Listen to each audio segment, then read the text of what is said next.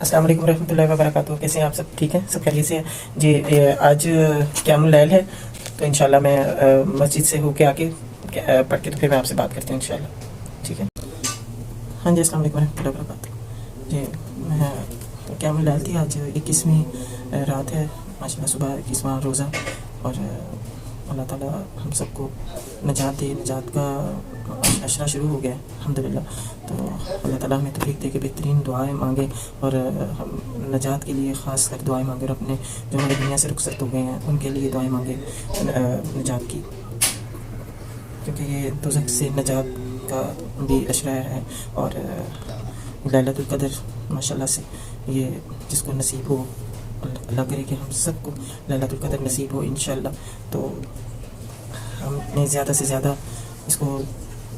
اس راتوں میں عبادت کرنی ہے زیادہ سے زیادہ، تاکہ ہمارے جو بھی غلطیاں تاہیاں ہوئی ہیں پورے سال میں تو وہ ہماری اللہ تعالیٰ معاف کر دیں ہم سب کو انشاءاللہ.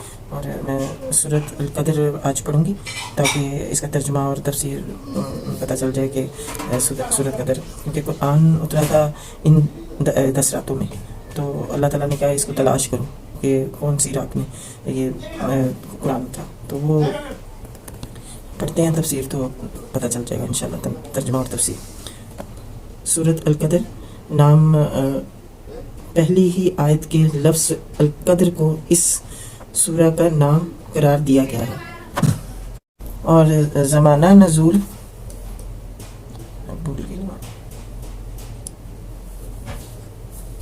اعوذ باللہ من الشیطان الرجیم بسم اللہ الرحمن الرحیم. سورۃ القدر مکی ہے اور آیات اس کی 5 ہیں اور رکوع 1 ہے. تو پڑھتے ہیں انشاءاللہ. بسم اللہ الرحمن الرحیم. انا انزلناہ فی لیلۃ القدر وما ادراک ما لیلۃ القدر.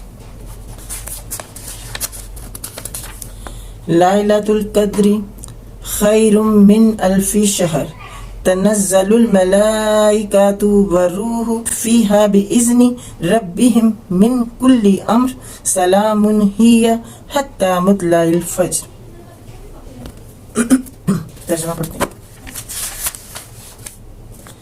ترجمہ: ہم نے اس قرآن کو شب قدر میں نازل کیا ہے اور تم کیا جانو کہ شب قدر کیا ہے. شب قدر 1000 مہینوں سے زیادہ بہتر ہے. فرشتے اور روح اس میں اپنے رب کے اذن سے ہر حکم لے کر اترتے ہیں. وہ رات سراسر سلامتی ہے طلوع فجر تک. سبحان اللہ. کا وقت بتایا گیا کہ سلامتی ہے، امن و سلامتی ہے. تو اس کی تفسیر بھی بہت زیادہ ہوگی لیکن چند پڑھ لیتے ہیں اس میں سے تفسیر تو جہاں پہ سمجھ آ جائے بات. تفسیر: اصل الفاظ ہے انزلناہ، ہم نے اس کو نازل کیا، لیکن بغیر اس کے کہ پہلے قرآن کا کوئی ذکر ہو. اشارہ قرآن ہی کی طرف ہے، اس لیے کہ نازل کرنا خود بخود اس پر دلالت کرتا ہے کہ مراد قرآن ہے. اور قرآن مجید میں اس کی بکثرت مثالیں موجود ہیں. یہاں فرمایا گیا ہے کہ ہم نے قرآن کو شب قدر میں نازل کیا ہے، اور سورۃ بقرہ میں ارشاد ہوا ہے کہ شہر رمضان الذی انزل فیہ القرآن. رمضان وہ مہینہ ہے جس میں قرآن نازل کیا گیا. البقرہ 185 اس سے معلوم ہوا کہ وہ رات جس میں پہلی مرتبہ اللہ کا فرشتہ غار حرا میں نبی صلی اللہ علیہ وآلہ وسلم کے پاس وحی لے کر آیا تھا، وہ ماہ رمضان کی ایک رات تھی جس رات کو یہاں شب قدر کہا گیا ہے، اور سورۃ دخان میں اسی کو مبارک رات فرمایا گیا ہے.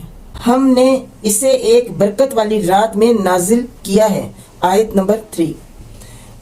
اس رات نے قرآن نازل کرنے کے 2 مطلب ہو سکتے ہیں. ایک یہ کہ اس رات پورا قرآن حاملے وحی فرشتوں کے حوالے کر دیا گیا، واقعات اور حالات کے مطابق وقتاً فوقتاً 23 سال کے دوران میں جبرائیل علیہ السلام اللہ کے حکم سے اس آیات اور صورتیں رسول صلی اللہ علیہ وآلہ وسلم پر نازل کرتے رہے. یہ مطلب ابن عباس رضی اللہ عنہ سے بیان کیا ہے. دوسرا مطلب یہ ہے کہ قرآن کے نازل کی ابتدا اس رات سے ہوئی. رسول اللہ صلی اللہ علیہ وآلہ وسلم پر قرآن کے نزول کا سلسلہ اسی رات کو شروع ہوا اور یہی رات تھی جس میں سورہ الاق کی ابتدائی 5 آیات نازل کی گئیں. تاہم یہ بات اپنی جگہ ایک حقیقت ہے کہ قرآن کی آیات اور صورتیں اللہ تعالیٰ اسی وقت تصنیف نہیں فرماتا تھا جب رسول اللہ صلی اللہ علیہ وآلہ وسلم اور آپ صلی اللہ علیہ وسلم کی دعوت اسلامی کو کسی واقعہ یا معاملہ میں ہدایت کی ضرورت پیش آتی تھی، بلکہ کائنات کی تخلیق سے بھی پہلے ازل میں اللہ تعالیٰ کے ہاں زمین پر نوح انسانی کی پیدائش، اس میں انبیاء علیہ السلام کی بعثت، انبیاء علیہ السلام پر نازل کی جانے والی کتابوں اور تمام انبیاء علیہ السلام کے بعد آخر میں محمد صلی اللہ علیہ وآلہ وسلم کو مبعوث فرمانے اور آپ صلی اللہ علیہ وسلم پر قرآن نازل کرنے کا پورا منصوبہ موجود تھا. شب قدر میں صرف یہ کام ہوا کہ اس منصوبے کے آخری حصے پر عمل درآمد شروع ہو گیا. اس وقت اگر پورا قرآن حاملین وحی کے حوالے کر دیا ہو تو کوئی قابل تعجب امر نہیں ہے. قدر کے معنی بعض مفسرین نے تقدیر کے لیے ہے، یعنی یہ وہ رات ہے جس میں اللہ تعالیٰ تقدیر کے فیصلے نافذ کرنے کے لیے فرشتوں کے سپرد کر دیتا ہے. اس کی تائید سورہ دخان کی یہ آیت کرتی ہے، فیہا یفرق کل امر حکیم. اس رات میں ہر معاملے کا حکیمانہ فیصلہ صادر کر دیا جاتا ہے. آیت نمبر 5. بخلاف اس کے کہ امام زہری کہتے ہیں کہ قدر کے معنی عظمت و شرف کے ہیں، یعنی وہ بڑی عظمت والی رات ہے. اس معنی کے تائید اسی صورت کے ان الفاظ سے ہوتی ہے کہ شب قدر 1000 مہینوں سے زیادہ بہتر ہے. اب رہا یہ سوال کہ یہ کون سی رات تھی، تو اس میں اتنا اختلاف ہوا ہے کہ قریب 40 مختلف اقوال اس کے بارے میں ملتے ہیں. لیکن علماء امت کی بڑی اکثریت یہ رائے رکھتی ہے کہ رمضان کی آخری 10 تاریخوں میں سے کوئی ایک تاک رات شب قدر ہے، اور ان میں بھی زیادہ تر لوگوں کی رائے یہ ہے کہ وہ 27ویں رات ہے. اس معاملے میں جو معتبر حدیث منقول ہوئی ہے انہیں ہم ذیل میں درج کرتے ہیں. حضرت ابو ہریرہ رضی اللہ عنہ کی روایت ہے کہ رسول اللہ صلی اللہ علیہ وآلہ وسلم نے لیلۃ القدر کے بارے میں فرمایا وہ 27ویں یا 29ویں 27 یا 29 ہے. ابو داؤد طیالسی دوسری روایت حضرت ابو ہریرہ سے یہ ہے کہ وہ رمضان کی آخری رات ہے. بہت سارے نام بتائے ہوئے ہیں کہ جنہوں نے اس پہ بحث کی ہے کہ یہ والی رات ہے، یہ والی رات ہے، تو بہت سارے نام ہیں. تو اب میں سارے نام تو نہیں لے رہی، تو بڑے مطلب نام ہیں بہت زیادہ. تو مین جو بات ہے وہ میں آپ کو بتاتی ہوں اس کے بارے میں.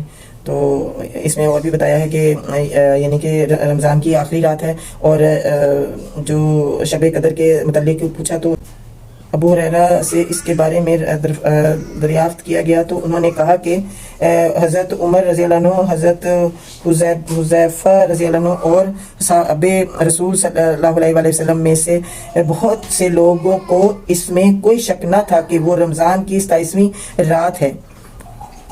تو عبادہ رضی اللہ عنہ، حضرت عبادہ بن صامت کی روایت ہے کہ رسول اللہ صلی اللہ علیہ وسلم نے فرمایا کہ شب قدر رمضان کی آخری 10 راتوں میں سے تاک رات ہے، 21ویں یا 23ویں یا 25ویں یا 27ویں یا 29ویں.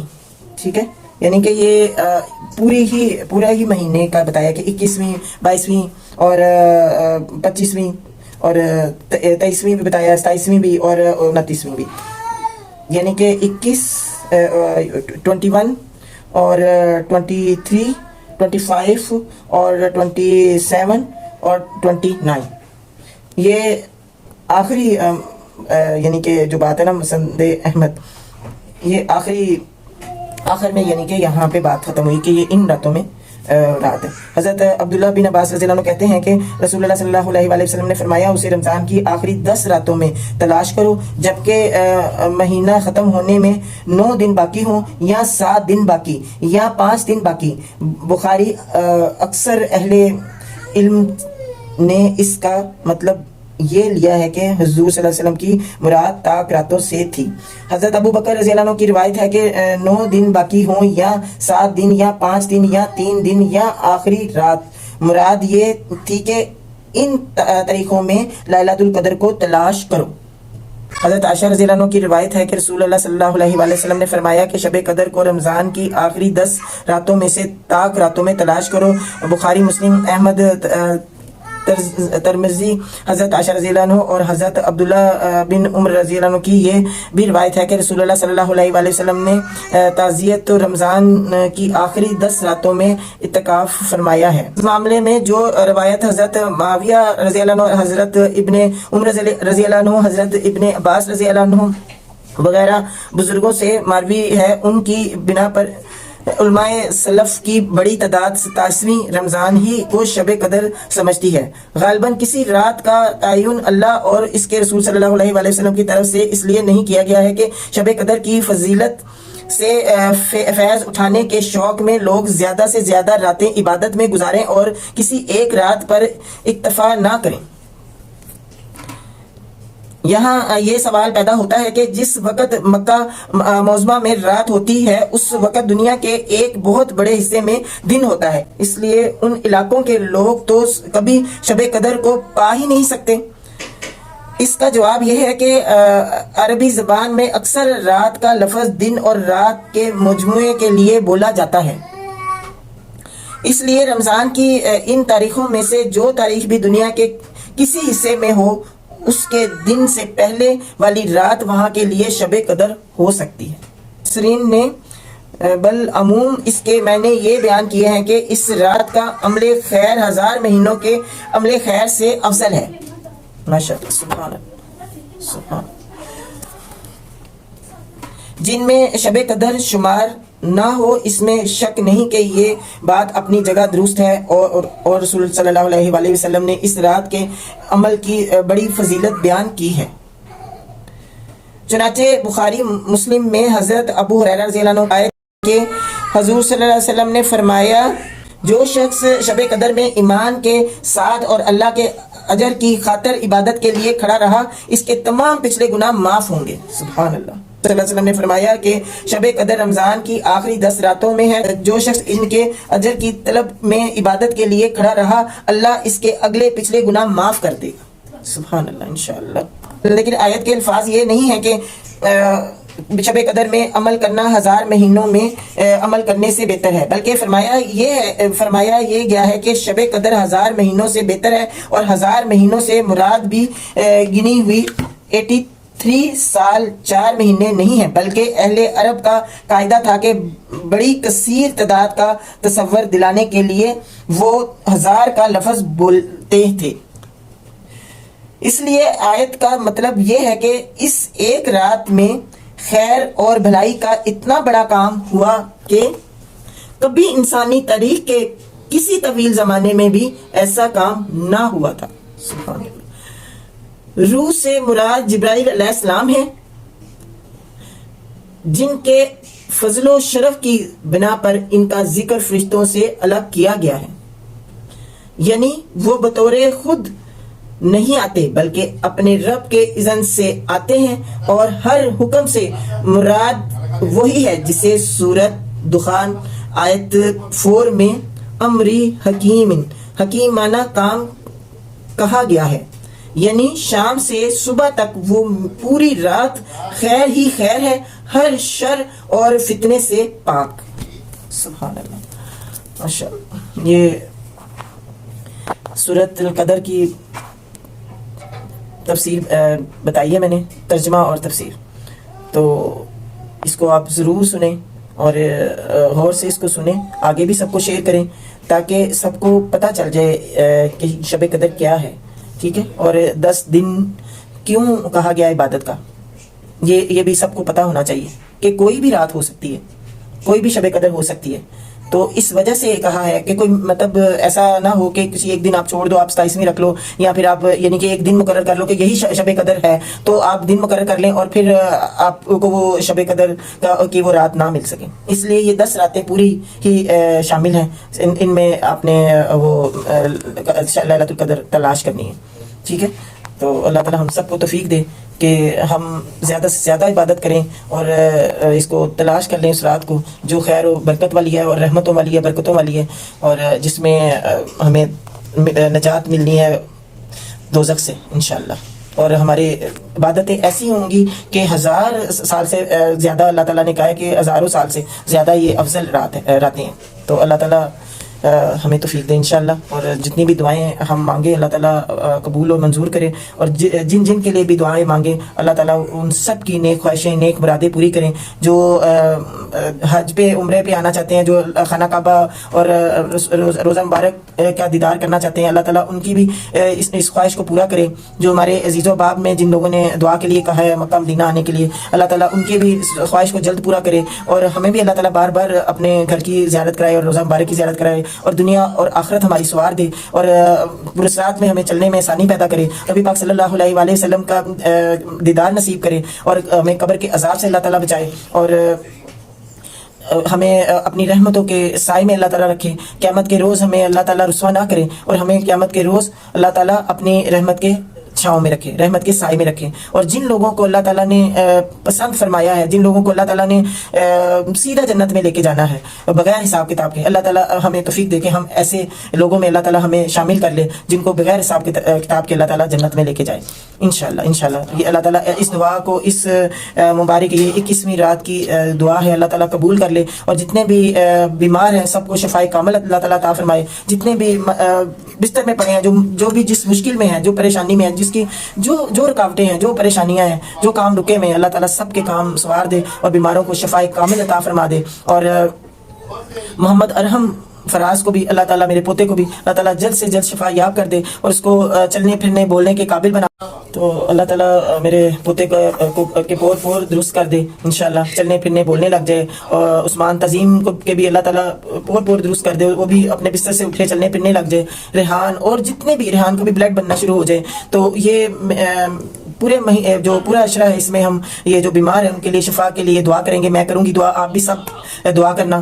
تو اللہ تعالیٰ کس کے منہ سے نکلی دعا قبول کر لیتا ہے، کب آمین قبول ہوتی ہے وہ وہی جانتا ہے کہ کس کو اللہ تعالیٰ بہت زیادہ پسند کرتا ہے، یہ اللہ تعالیٰ کو ہی پتہ ہے. اور اللہ تعالیٰ ہم سب کی دعائیں قبول و منظور فرما لے، اور ہمارے جتنے بھی کام رکے ہیں اللہ تعالیٰ بس ان کاموں کے لیے آسانیاں پیدا کر دے. میرے بیٹے کا، میرے خاوند کے جو بھی کوئی معاملے ہیں کاروباری، اس کو بھی اللہ تعالیٰ چلا دے سارے معاملے. اور جس کے بھی جو بھی کاروباری معاملے رکے ہوئے ہیں سب کے کاروبار چلا دے، اور بیماروں کو شفا دے، اور بے روزگاروں کو روزی عطا فرمائے. اور اللہ تعالیٰ ہمیں بہت زیادہ عبادت کرنے کی توفیق عطا فرمائے. بہترین عبادت کریں، بہترین قرآن پڑھیں، اور قرآن کو سمجھ کے پڑھیں، ترجمے کے ساتھ قرآن پڑھیں، تفسیر کے ساتھ قرآن پڑھیں، تاکہ ہمیں ہر بات کی اللہ تعالیٰ کی، ہر جو حکم اللہ تعالیٰ نے دیا اس کی ہمیں سمجھ آ جائے. ٹھیک ہے، تو اللہ تعالیٰ جو بھی بھٹکے ہوئے ہیں اللہ تعالیٰ ان کو سیدھی راہ دکھا دے. اللہ تعالیٰ ان کو بھٹکے ہوئے کو سیدھی راہ اللہ تعالیٰ دکھا دے کہ وہ گناہ چھوڑ کے، برائیاں چھوڑ کے اللہ تعالیٰ کی بتائے ہوئے احکامات پہ چلیں، اللہ تعالیٰ کو ناراض نہ کریں.